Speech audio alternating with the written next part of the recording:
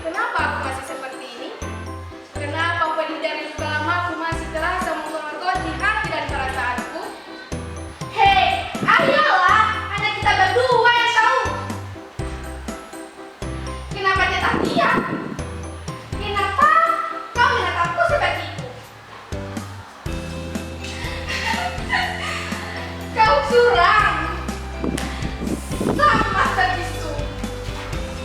Saudara-saudari, senasib sepenanggungan adalah hak manusia. Hak rakyat bangsa ini mendapatkan kesejahteraan hidup. Juga kita kaum buruh. Bertahun-tahun kita memeras keringat. Yang terluka akibat rasa cintanya sendiri. Pria itu berada di penjara yang pengap dengan keringat dan henti-hentinya menyebut. Maka dia khawatir kalau persediaan air dalam tubuhnya habis.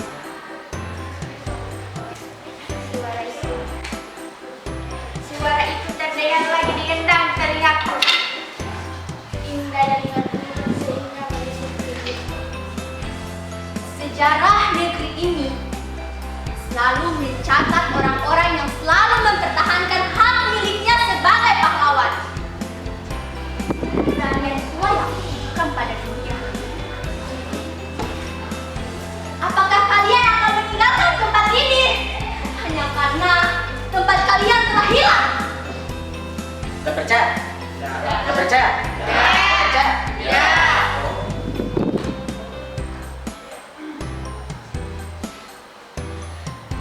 Demokrasi! Demokrasi! Demokrasi! Demokrasi! Demokrasi! Demokrasi! Kata-kata kasar ibu menentukan di sini. Anak durhaka. Aku terletak di tengah pecahan cermin. Hanya bapak yang tetap tega duduk di kursi goyangnya. Dia hanya menyerutkan kening, menekuk lehernya 10 derajat ke kiri, matanya memincing. Kopi pahit kesukaannya diseruput, seperti menyeruput semua kemarahan.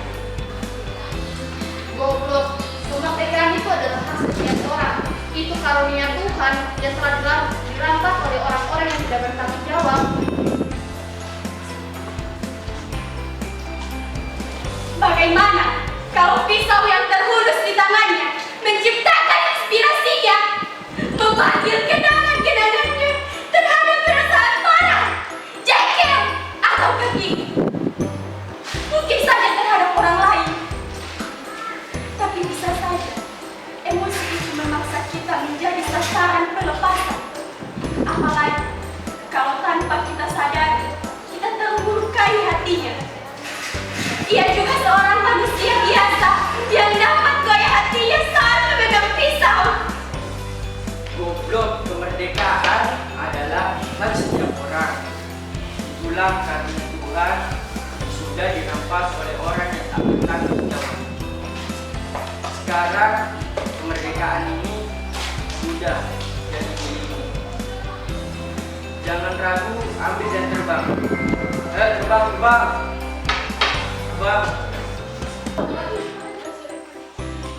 Namun saya tidak pernah masuk koran. Bahkan potret diri saya sekalipun tak pernah jadi tontonan orang.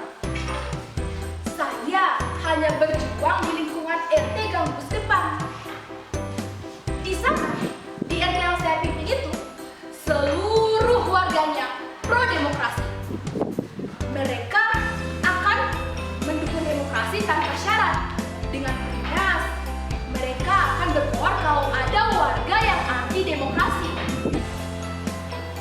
Ayo, jangan ragu-ragu. Terbang dan ambil. Sebelum awan-awan itu datang dan merebut langit biru. Kenapa kau sakit? Kenapa kau nampaknya kebingungan? Saya ini mencintai demokrasi. Tapi karena saya rakyat kecil, saya tidak kelihatan sebagai pejuang.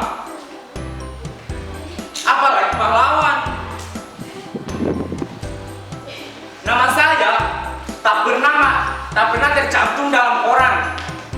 Potret wajah saya tak jadi tontonan orang.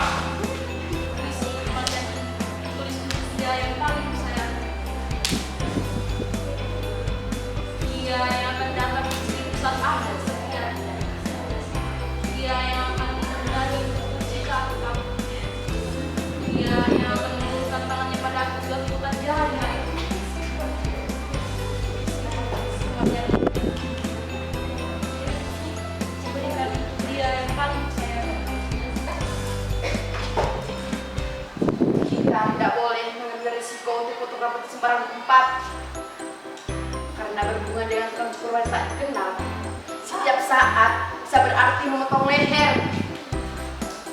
Bahkan dengan transkuran sudah dikenal pun selalu ada bahkan. Bagaimana kalau pisau yang terbunuh di tangannya menimbulkan inspirasinya? Kejahilan dirimu dan hasutan nafsu syaitan yang pernah membuat-buat suatu ketika dulu menyebarkan air mata kering ketika manusia-manusia itu menghukummu dengan dada kelar. Saat itu aku berpikir, entah berapa kali empat mataku pecah. Aku juga berpikir, sudah berapa dalam mulut kesalku ini antara jijik melihatmu merasa paling rendahnya derajat diri ini, dan rasa kasih mulai bertemu di hatiku pada dirimu seorang ibu. Sejak demonstrasi itu, hidupku berubah. Aku semakin membela rekan-rekan kerjaku di hadapan atasan. Walau aku bukan pekerja, walau aku bukan pekerja serikat, walau aku bukan serikat pekerja itu. Pernah satu kali dia mengadu kepadaku perihal ia dijatuhi SP1 karena tidak masuk kerja. Saudara-saudara tahu apa yang saya lihat? Sungguh di luar dugaan. Saya menyaksikan Papa berdiri di samping meja telepon dengan kepala tertunduk dan wajah kuyup. Sempoyongan, ia menuju sofa.